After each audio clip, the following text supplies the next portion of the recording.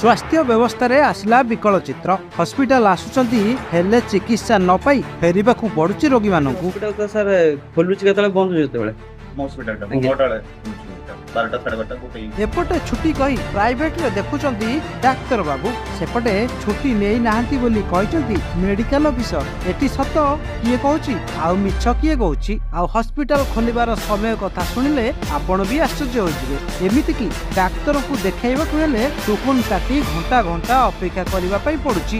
एभली दृश्य देखिबाकू मिलिची बालेश्वर जिला भोगराई ब्लॉक निमातपुर प्राथमिक स्वास्थ्य आरोग्य केंद्र रे। निमातपुर हॉस्पिटल रे स्वास्थ्य सेवा को नहीं आसिला विकल चित्र। चिकित्सा पाई आसुथिबा रोगी को हेबाकू पडुची हंतसत।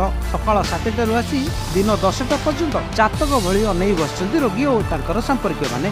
आ हॉस्पिटल खोलिबार समय सुनिले आपण भी चकित होइथिबे। मेडिकल इंचार्ज कहिसंती 7टा रु 11टा, सीडीएमओ कहिसंती 8टा रु 11टा, आ डॉक्टर चिन्मय परिडा कहउसंती 9टा रु 11टा। ताहाले एठी प्रकृत खोलिबार समय केतेबेले आ किए कहबो निर्दिष्ट मेडिकल खोलिबार समय। तेबे आज सकाळे हॉस्पिटल रे किछि रोगी चिकित्सा पाई आसी दीर्घ घंटा अपेक्षा करिबा परे हॉस्पिटल रे जणे कर्मचारी डाक्टर छुट्टी नेइचंती बोली रोगी मानको कहिथिले।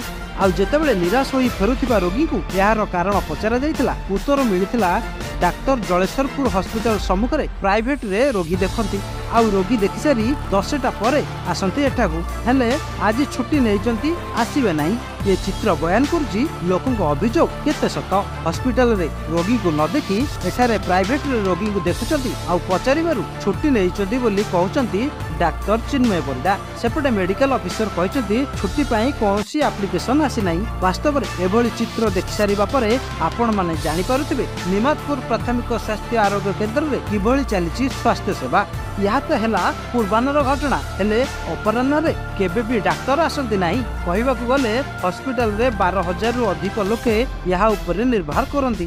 हेले एठाकार स्वास्थ्य सेवा एपरी विपर्यस्त होई पड़छि, लोकन को चिकित्सा टिकक पई हंतसत हेबाकू पड़छि। जदि एई खबर विभागीय अधिकारी देखुथिबे निश्चित यहा ऊपर कार्यानुष्ठान ग्रहण करिवे।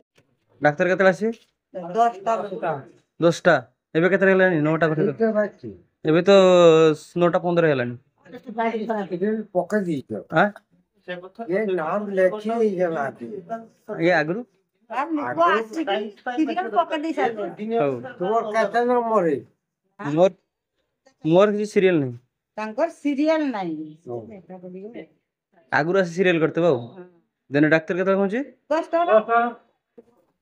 ভিড় হয়ে যায় না কি আগুয়া দিবা জলদি দরকার যে না মুটি জলদি টিমি লেট হই যাব আগুয়া যে সিরিয়াল করতে জলদি আসি এই যে টিকট করছে সিরিয়াল বাই সিরিয়াল নেব দেখো কোন দেখো তা ভিতর भी के ভিতর अर्जेंट इमरजेंसी আছে પછી देखते ये কিন্তু হসপিটাল তো ডাক্তার দেখিবা কথা কথা এইটা করতে আসলে লেট ওটা জি বললেন পাইল সেই পুরো ব্লিডিং হচ্ছে তো যাই না বড় যেরকম দিলে সেরকম টাইম সেই পেই সেটি আউরি পেশেন্ট দিন ଦେଖିବା ସେଠି ଅଲଗା ପେସେଣ୍ଟ ଆସିଥିଲେ ସବୁ ଯାହାକୁ ନେଇ ଯାହାକୁ ନେଇକି ଆସିଥିଲି ତମ ଛାଡି ଦେଇକି ଆସିଲି ତ ସେଇ ପାଇଁ